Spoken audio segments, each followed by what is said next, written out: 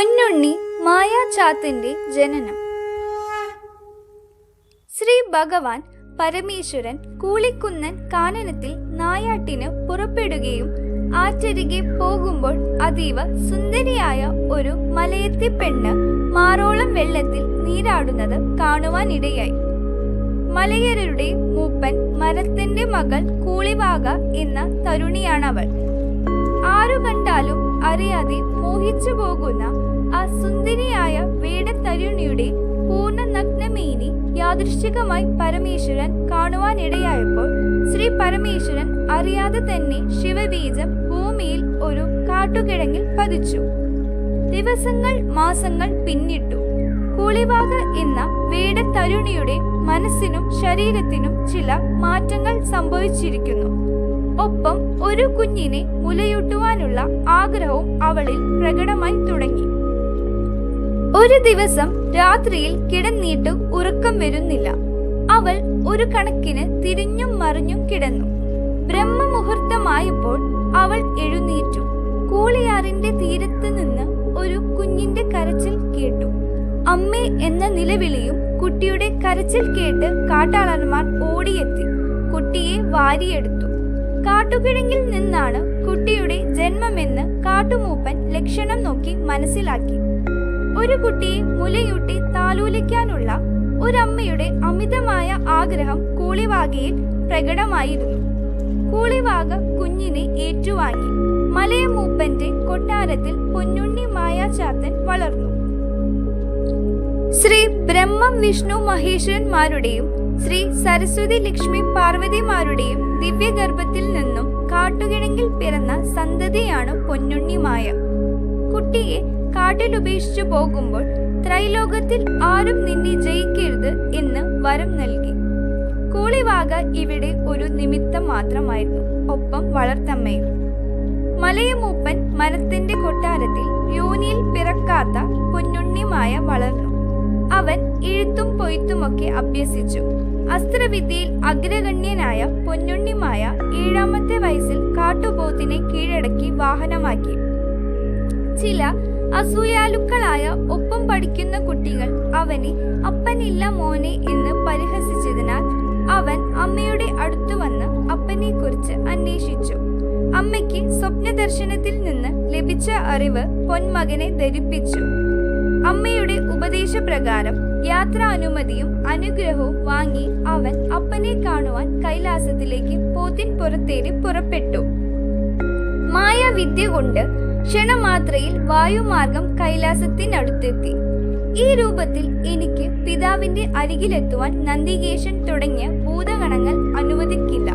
അതുകൊണ്ട് തൽക്കാലം മഹാവിഷ്ണുവിന്റെ രൂപം ധരിച്ച് താഴെ ഇറങ്ങുക തന്നെ. അങ്ങനെ ശംഖ്, ഗദ, ചക്രം, പത്മം എന്നിവ ധരിച്ച് വനമാല ചാർത്തി പൊന്നുണ്ണിമായ കൈലാസത്തിന്റെ പ്രവേശന കവാടത്തിൽ ഇറങ്ങി. ആകാശമാർഗത്തിലൂടെ ഒരു ഉജ്ജ്വല തേജസ് പോത്തിൻ പുറത്ത് വരുന്നതും അത് വിഷ്ണുവിന്റെ രൂപസാദൃശ്യം കൊണ്ട് താഴെ ഇറങ്ങുന്നതും ശ്രീ പരമേശ്വരൻ കണ്ടുവെങ്കിലും എല്ലാം അറിയാവുന്ന ശിവൻ മൗനം പൂണ്ടു. മഹാവിഷ്ണുവാണെന്ന് ധരിച്ച നന്ദികേശൻ ഭക്ത്യാധാരപൂർവ്വം സ്വീകരിച്ചു. ഭൂതവലയങ്ങളാൽ യോഗസ്ഥനായ ശ്രീ പരമേശ്വരന്റെ സന്നിധിയിലെത്തിയ മഹാവിഷ്ണു രൂപം ധരിച്ച മായാചാത്തൻ പിതാവിനെ സാഷ്ടാംഗം നമസ്കരിച്ചു. ധ്യാനനിദ്ര വിട്ട ശിവൻ കൈവച്ച് അനുഗ്രഹിച്ച് മടിയിൽ പിടിച്ചിരുത്തി പൊന്മകന്റെ ശിരസിൽ തലോടി. മായയാൽ ശ്രീ വിഷ്ണു രൂപം ധരിക്കയാൽ ശ്രീ വിഷ്ണുമായ എന്ന നാമത്തിലും ഇനിമേൽ അറിയപ്പെടും എന്ന് അനുഗ്രഹിച്ച് മകനു വേണ്ട നിർദ്ദേശങ്ങളും ഉപദേശങ്ങളും പ്രകൃതി രഹസ്യങ്ങളും നൽകി. അവസാനം ശ്രീ പരമേശ്വരൻ പറഞ്ഞു, പൊന്മകൻ ഇത്രയും കാലം വളർത്തമ്മയുടെ കൂടെയാണ് കഴിഞ്ഞത്. എന്നാൽ മകനെ യഥാർത്ഥ അമ്മയുടെ അടുത്തുപോയി നമസ്കരിക്കൂ.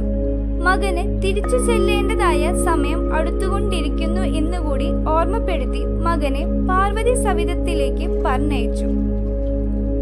ശ്രീ പാർവതി ദേവിയുടെ സന്നിധിയിലെത്തിയ പൊന്മകനെ വാത്സല്യപൂർവ്വം ദേവി സ്വീകരിച്ചു. പൊന്നുണ്ണിമായ ലോകമാതാവിന്റെ പാദങ്ങളിൽ സാഷ്ടാംഗം പ്രണമിച്ചു. സർവശക്തി സ്വരൂപിണിയായ അമ്മ മകനെ ആപാദചൂഡം തഴുകി മടിയിലിരുത്തി ദേവി ഉപദേശിച്ചു. ഞാൻ അനേകം അസുരഗണങ്ങളെ ഒറ്റയ്ക്ക് നിഗ്രഹിച്ചിട്ടുണ്ട്. അതെല്ലാം പിതാവിന്റെ സംഹാര ശക്തി ഉൾക്കൊണ്ടു മാത്രമാണ്. എന്നാൽ പൊന്നുമോന്റെ ജന്മോദ്ദേശത്തിനു പിന്നിൽ വലിയൊരു ലക്ഷ്യമുണ്ട്. ആ ലക്ഷ്യ സാക്ഷാത്കാരത്തിനു വേണ്ടി ത്രിമൂർത്തികളുടെയും ത്രിശക്തികളുടെയും മുഴുവൻ പിൻബലമുണ്ട്. ഇന്ന് ഭൃംഗാസുരൻ ലോകത്തിന് ഉപദ്രവകാരിയായി വളർന്നിരിക്കുന്നു. അവനെ നിഗ്രഹിക്കുന്നതിനു വേണ്ടിയാണ് പൊന്നുമോൻ അവതരിച്ചിരിക്കുന്നത്. അതുകൊണ്ട് എന്റെ ഉത്കടമായ ശക്തി പൊന്നുണ്ണിക്ക് നൽകിയിരിക്കുന്നു. മായാതന്ത്രം, യുദ്ധതന്ത്രം എന്നീ വിദ്യകളെപ്പറ്റി ശ്രീ പാർവതി വിശദമായി പൊന്മകനെ ഉപദേശിക്കുകയുണ്ടായി. പിന്നീട് യുദ്ധതന്ത്ര പ്രധാനങ്ങളായ ആയുധങ്ങളും ദുഷ്ടനിഗ്രഹത്തിനും ശിഷ്ട സംരക്ഷണത്തിനുമായുള്ള കാഞ്ഞിര മരത്തിന്റെ 2 കുറുവടികളും നൽകി പൊന്നുണ്ണിമായെ അനുഗ്രഹിച്ച് ലോകജനനി യാത്രയാക്കി. സാക്ഷാൽ ശ്രീ ചാത്തന്റെ തിരുനാമങ്ങളിൽ ജലന്ധര നിഗ്രഹ എന്നൊരു പദം കാണാനുണ്ട്. ഒരിക്കൽ വരബലത്താൽ 3 ലോകങ്ങളെയും കിടുകിടാ വിറപ്പിക്കുകയും ശ്രീ പാർവതിയുടെ ഭർതൃപദവിക്ക് ഞാൻ തന്നെയാണ് അർഹൻ എന്ന് സ്വയം പ്രഖ്യാപിച്ച് കൈലാസത്തെ ആക്രമിച്ച് പാർവതി ദേവിയെ തട്ടിയെടുക്കുവാനൊരുങ്ങി പുറപ്പെട്ട ജലേന്ദ്രനെ വധിക്കുവാൻ സൃഷ്ടിസ്ഥിതി സംഹാരമൂർത്തികളുടെ ഏകീകരണ ശക്തിയായി പിറന്ന കുട്ടിയാണ് പൊന്നുണ്ണിമായ എന്നും ചിലർ നാടൻ പാട്ടുകളിൽ പാടുന്നുണ്ട്. ചാത്തന്മാരിൽ 400-ൽ 10 കുറെ 390 വിഭാഗം ഉണ്ടെങ്കിലും സാക്ഷാൽ ശ്രീ ചാത്തൻ സ്വാമിയെ മാത്രമേ ശിവൻ മടിയിലിരുത്തി പേര് വിളിച്ചിട്ടുള്ളൂ എന്നും പഴമക്കാർക്കിടയിൽ